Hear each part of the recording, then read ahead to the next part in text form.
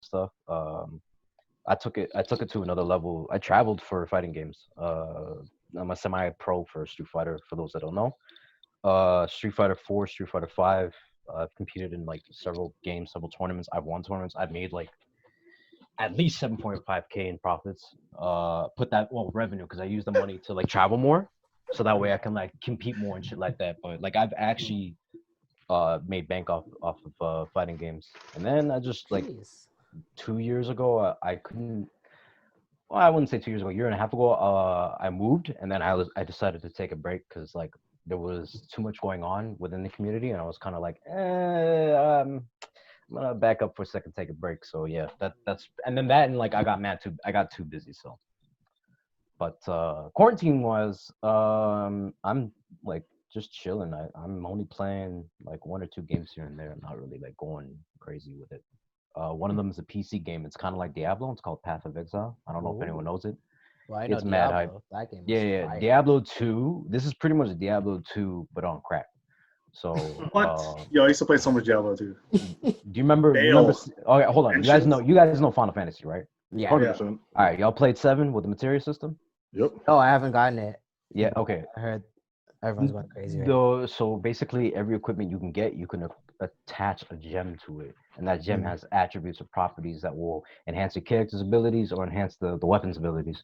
So Path of Exile actually has that system. So it's like Diablo 2 and Final Fantasy 7 put together. It's ridiculous, and it's a dungeon crawler. So I'm just killing waves of monsters. It's fun. It's fun. Like it's like I get to play it every now and then, just do a little thing here and there, and then just go and do whatever I got to do for the rest of the day. So it's pretty good. It's a nice time killer, especially for the quarantine. Dope. Thank you. Hey, yo, Kirsten. So you work with games, like Sure. so like Hey. that journey and things you do. Like talk about yourself. First and foremost, I'm ready when you are, bro. That's What game? What game? You want a money match? This guy pulled out the wow. I was like, shit. That's serious. What game? I'm hyper casual. Don't you worry. I know. I'm joking. Nah, so like for me, it's really different because I grew up playing a lot of video games. Fighters and racers are my bread and butter. Love my RPGs. Love any action adventure game like your Devil May Cry and shit like that. But since I started working in games, most of my life is dedicated toward that now, whether I'm working or like crafting my skills, honing my skills at home. So I don't play as much as I'd like to. And also I commute to work. It's about a 2-hour commute every day. So 4 hours every day. So by the time I get home, I'm like, I'm going to eat dinner, take a shower, and then go to bed. Maybe watch TV. If I'm lucky, I might get an hour of gaming in. So on that aspect, I'm kind of disconnected from it. But on weekends is when I pretty much get most of my gaming in. Dope. And during this quarantine time, I've just been playing a lot of Animal Crossing actually. I feel that. Everyone's playing that game. Yo. Everyone's hitting that game up. So like I never played a single little game in the chimes. franchise before, but now it's like I've logged maybe 100 hours in the last 2 months. Boom.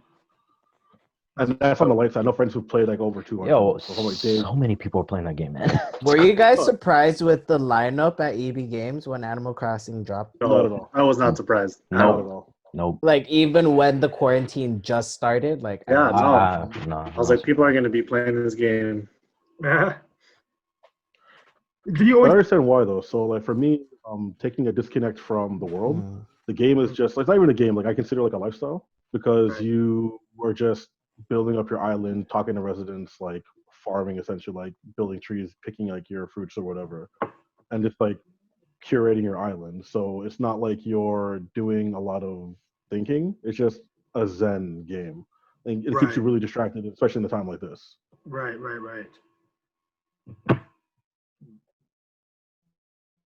I feel that. Yeah, no. We should be gardening. Yes, I've been seeing a lot of Animal Crossing. It's dope. It seems like a dope game.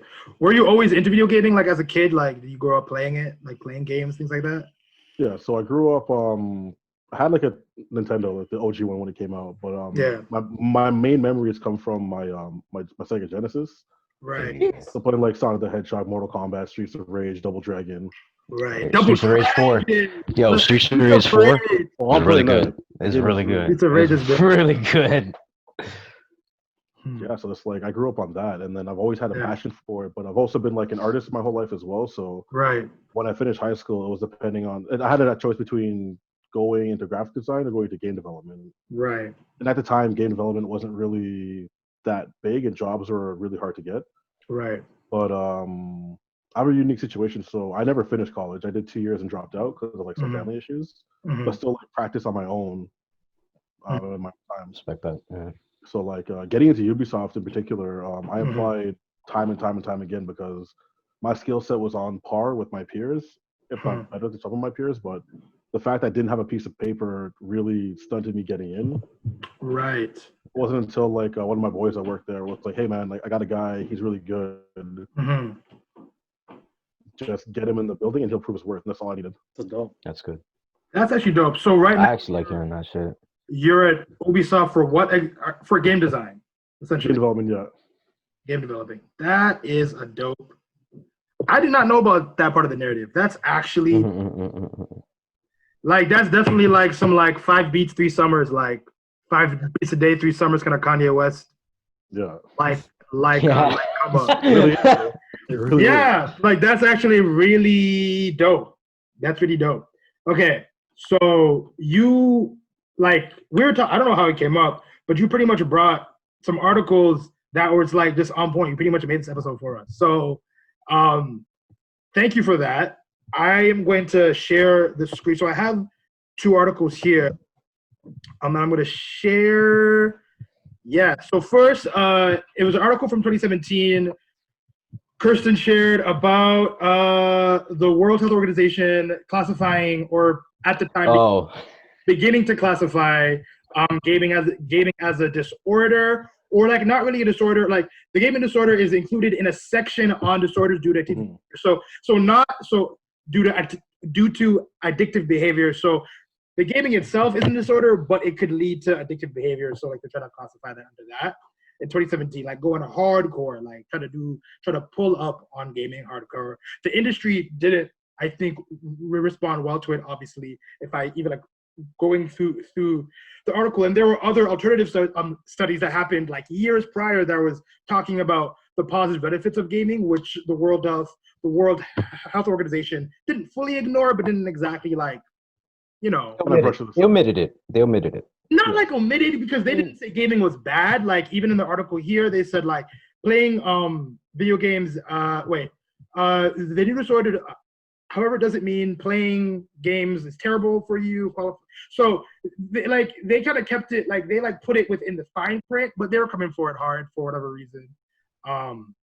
But they moved like Will Smith and switched after the quarantine and said, okay, video gaming is positive. Not only did they say it's positive for things like anxiety, like given of the pandemic, but they also actually had like a hashtag going, like play together at home. I saw it on my COD thing. I know that is the World Health Organization that was actually putting for it. Like that's tea, right? So I don't know. Like Kirsten brought these 2 articles forward. Maybe I'll get your thoughts on it first. I don't know. Like what do you think about this? About who are they valid? Is this switching up, or are they just opening the perspective? Like, what do you think? So It feels like a switch up, though. it is. You think? It's a switch up. Like it's your way of controlling society to stay indoors. It's like, how can you tell everyone to stay inside? And it's like, oh, this one product is a way to keep people busy and to keep them inside during a quarantine time, and it's to try and keep them sane, right, and controlled, and keep everyone busy. So they're just using that card to be like, yo, like, yeah, video games were whack back then, but now it's a great tool to use to keep everybody together, or like to keep everyone inside, which is kind of whack in my sense. I'm like, very two-faced. It's very two-faced. I could understand what they're saying about video games being addictive, but at the same time, it comes down to my personal opinion. It comes down to parenting, because we live in a society right now where parents will let their kids play for as long as they want. So growing up, I was not allowed to play video games during the week. I could only play on weekends. Right. And that was from, let's say, when I was young until about like grade 10 or 11. Then my parents kind of like, all right, you're 17, 18. Let's just do whatever you want now. And in saying that, is the kids don't know when to disconnect. So they'll be playing games until they fall asleep because that's all they know. Mhm. Whereas us, if my parents said, hey, stop playing, controller's down, I'm done. So I can understand why they would say that. But then now doubling back, like, oh yeah, games are good. You're inside. What else are you gonna do? Here's games. Keep your mind active. Here's the benefit of gaming now. It's kind of like, all right, but you just said it was pseudo bad. So how do you come back to that now from saying this, right?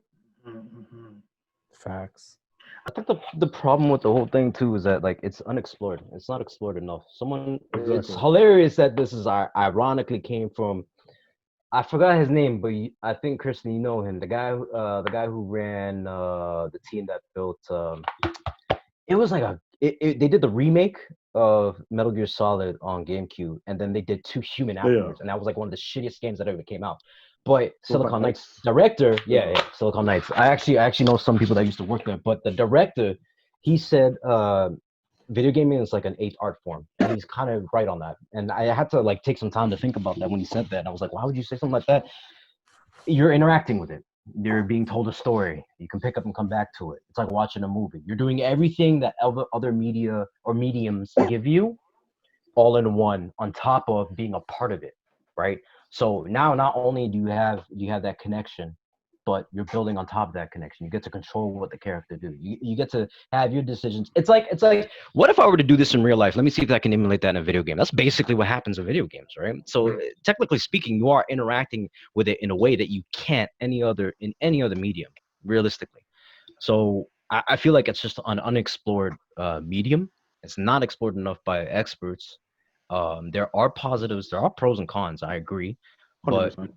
the way who came out about it when they first came, that article, I don't even think that article was exactly on it, because when who came out first, they literally said it was an addiction.